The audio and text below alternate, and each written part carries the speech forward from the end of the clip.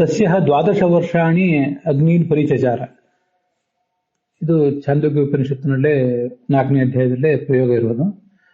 ದ್ವಾದಶ ವರ್ಷಾಣಿ, ಈ ಸತ್ಯಕಾಮ ಜಾಬಾಲನ ಬಳಿಯಲ್ಲಿ ಈ ಶಿಷ್ಯನಾದ ಉಪಕೋಸಲ ದ್ವಾದಶ ವರ್ಷಾಣಿ ಅಂತಲ್ಲಿ ಪ್ರಯೋಗ ಇರೋದು. ಅಗ್ನೀನ್ ಪರಿಚಚಾರ, ಅದಕ್ಕೆ ಜಗನ್ನಾಥ ಯತಿಗಳು ಕೂಡ ದ್ವಾದಶ ವರ್ಷ ಪರ್ಯಂತಂ ಅಂತ ಅದನ್ನ ತಮ್ಮ ಭಾಷೆ ದೀಪಿಕಾದಲ್ಲಿ ಹಾಕಿದ್ದಾರೆ.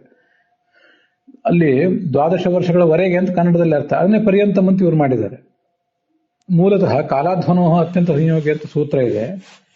ಎಡಬಿಡದೆ ನೀವು ಯಾವ್ದಾರ ಒಂದು ಕೆಲಸ ಮಾಡಿದ್ರೆ ಕಾಲದ ವಾಚಕ ಶಬ್ದ ಮತ್ತು ದೇಶವಾಚಕ ಶಬ್ದಗಳಿಗೆ ದ್ವಿತೀಯ ವಿಭಕ್ತಿ ಬರಬೇಕು ಅಂತ ನಿಯಮ ಇದೆ. ತಸ್ಯ ದ್ವಾದಶ ವರ್ಷಾಣಿ, ಆ ಗುರುವಿನ ಅಗ್ನಿಗಳನ್ನ ಇವನು ಶಿಷ್ಯ 12 ವರ್ಷಗಳ ಕಾಲ ಸೇವೆ ಮಾಡಿದ. ಹೊರಗೆ ಅಂತ ಅನ್ನೋದು ಬೇಕಾಗಿಲ್ಲ, ಆದ್ರೆ ಹೊರಗೆ ಅಂತ ಪ್ರಯೋಗ ಮಾಡದೆ ಹೋದ್ರೆ ಈಗಿನ ಜನರಿಗೆ ಅರ್ಥ ಆಗಲ್ಲ. ಮೂಲದಲ್ಲಿ ದ್ವಾದಶ ವರ್ಷಾಣಿ ಅಂತ ಪ್ರಯೋಗ ಇರೋದನ್ನು ಕೂಡ ಗಮನಿಸಬೇಕು.